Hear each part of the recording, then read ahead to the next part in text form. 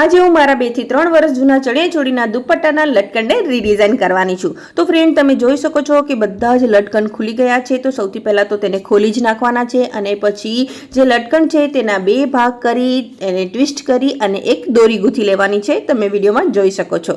તમે અહીંયા રેડીમેડ દોરીનો પણ યુઝ કરી શકો છો। તો ફ્રેન્ડ, આને ચોટલી લટકન કહેવામાં આવે છે કારણ કે બધાની ચોટલીઓ ગૂંથવાની છે।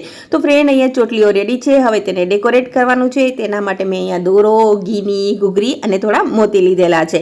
અને સૌથી પહેલા તો અહીંયા કોર્નરમાં આપણે ઘૂઘરી લગાવશું। 2 થી 3 ઘૂઘરી લગાવવાથી તે ખનકે છે અને તેનો સરસ અવાજ આવે છે। અને પછી થોડા અંતરે ગીની અને મોતી લગાવવાના છે। તમે તમારી ક્રિએટિવિટીનો યુઝ કરી અને અહીંયા લટકનને ડેકોરેટ કરી શકો છો।